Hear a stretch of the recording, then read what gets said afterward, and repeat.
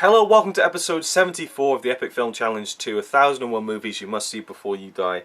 1962's Heaven and Earth Magic, another animated film. This is an interesting video because I already filmed this yesterday. As soon as I finished the film, I had to get my thoughts on camera, and I'm going to show you some clips from that. But I feel like I was a little bit unfair, and I was letting my emotions get the better of me because I hadn't enjoyed the film very much. I really hadn't enjoyed the film very much, and so, you know, having slept on it, I want to talk about the film a little bit more, and I'll show you a lot of clips from that video I filmed last night before we get into the meat of this. Well, I suppose a lot of those clips will deal with the meat of it as well, but I just wanted to kind of do a clip at the beginning and at the end with a bit more of a cooler head, I suppose. So let's just get on with the footage from yesterday and hear what my initial reaction to this animated cutout stop motion picture film, what I thought about it, and how I reacted to it just as soon as I'd watched it.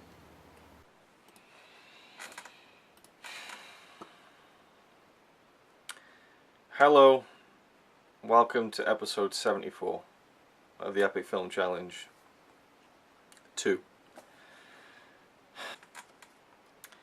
The film is comprised of an extended sequence of images for an hour and 6 minutes, and was made, created, animated by a guy called Harry Smith. I don't know what he did before, what he did after. I quite frankly don't really care all that much, and I don't get it.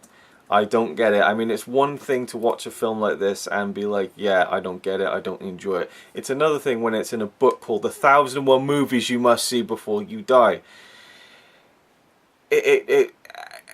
It drained me of my will to live. It was hard to keep any attention on. There's no music, it's just sound effects, it's just cats going and drop, drop, drop, just water. There's no water on screen, and then just, you know, birds and weird like clankings and things like that, and just after about 20 minutes you've seen pretty much all you're going to see in the film, and the next 45 minutes are just different ways to use the same objects you've already seen. There are some new things near the end of the film, but it just, you know, it's like, oh, there's the hammer again, there's the flower pot again, there's the eye, there's the mannequins, there's the guy again doing the same postures, the same yoga movements, it seems, over and over and over and over and over again, and just stuff happens, and that is it. It's just a black screen with white still photographs and cutouts, and it was just a unmitigated pile of shit. I do not get it at all. I don't get what anyone could get out of this. There's no story. There's no story. He wrote a synopsis of the film. It makes no sense. You know, it's a joke. It must be a joke, surely, right? Someone wrote, I was looking up reviews on Letterboxd, you know, just the general person, the general moviegoer, you know, not a critic, just someone like you and me who just watches films and talks about them, and has their own opinion of them that's not really, you know, critically aimed. And someone was saying, well, I can see where it's kind of analysing the symbolism between you know, men and women, and how feminism ties into it, and men oppressing. Like, what the fuck? What the fuck? Eggs hatch, stuff comes out of them. Head appears and eats objects for 10 minutes. 10 minutes! It's just a head eating stuff. It's just, and then towards the end of the film, I use the word very loosely. Towards the end of the film, everything that you've seen, pretty much every object that interacts with each other on the screen, just falls down, just drops on like a game of Tetris, and it is like the whole movie is a pile of shit, and finally it's all falling down into this pile of just steaming nothingness. There's nothing to this film. And I feel like this guy was probably laughing himself to sleep every night, you know, thinking that people are going to watch this in 20, 30, 40, 50 years and think that there's something to it. If you're a fan of this film, fair enough. I would not want to come across you in a dark alley, but, you know, I don't get it. I don't get the appeal. It's a waste. It was a waste of my time. It was a waste of my life. An hour gone. No music. I mean, it felt like, I tell you what it felt like. It felt like if you took something from a music video, some weird kind of just abstract kind of effect, then you took the music out, You just had the effect, and then you just used it for an hour. Has anyone seen those videos where they take music videos and they take the music out, right? And they just have, like, you know, David Bowie dancing around. You just hear, like, his feet, you know, and you don't hear him actually singing. For the Firestarter, you know, they'll take the music out and it's awkward, but it's funny, right? It's like that, but it's not funny, and it's an hour long. You know, it's like it strips away a vital element and just gives you, you know. And there's maybe a few bits and pieces in there we'll give it where, oh, that was a cool image. Like a way another head will kind of appear, you know, and another one's, yeah, it's a little tiny thing, little glimmers. If you made this film 3 minutes long and put some music behind it and did kind of a greatest hits of the film, it would be really cool. But not a whole film. I don't get it. Is it a film you must see before you die? No, it is a film you must go out of your way to never see.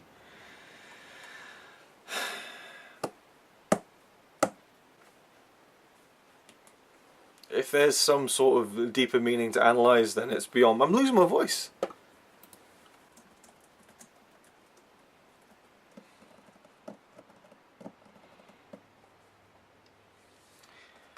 One of the things I read is that a lot of people say, "Oh, Terry Gilliam must have seen this because it's, you know, it's very much like his style of you know, the paper cutout stuff and everything."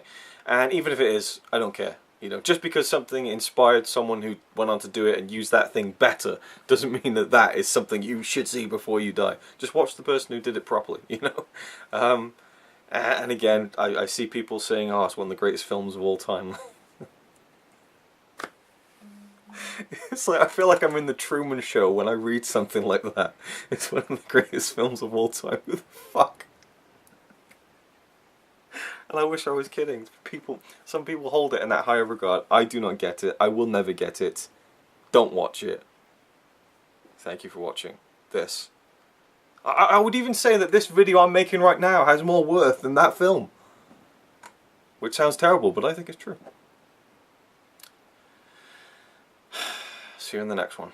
And then, so next time I'm going to just pick another animated film that's good, because I need to just cleanse that from my system, and hopefully I'll get to a point in my life where it'll, you know, I'll get over it, but now it's just still too fresh. The Great Dictator, man. The Great Dictator. Bumped off for this. Fucking hell. So there we have it. And even watching that back, I still agree with most of it. But I think to call it, you know, a pile of shit is a bit too far. There was obviously a lot of effort involved in the making of this film, but I wasn't really that impressed by it. I just wasn't. And when it comes to like a cut-out stop-motion animated film, you just go back to, you know, 30 years earlier than that, to the Adventures of Prince Ahmed, which is the first surviving feature-length animated film, which was done by a woman. And it is one of the most incredible animated films I've ever seen. And it's the same length, it's an hour long, and it is wonderful, and I loved it. But this one was just, I mean, it has its own identity, and you know, it stands out, but I just don't think that's enough. I really don't think that's enough. And I still stand by my kind of final verdict there, that it isn't a film you must see before you die, it's one that you should probably avoid. And if people like it, that's fine. If people really love it, that's fine. You know, we all have our different tastes, but to me, I couldn't see anything in it. I really couldn't. You know, there's bits at the end where there's a couple of boxers on this like elevator, I guess, fighting and stuff, and like picking each other up and everything, and it was kind of cool. But even that just wasn't drawing me in, and everything felt tedious and repetitive and drawn out. You know, and it's not even drawn. Man, that's terrible. I'll keep it in. You know, just I really do feel like this film would be better served as a 3 to 5 minute film with music, and kind of present the greatest hits, and it would be a really interesting, cool little abstract film. As it is, an hour and 6 minutes, just no. Just no. So there we go. Thank you for watching. This is the end now. I'll see you in the next one.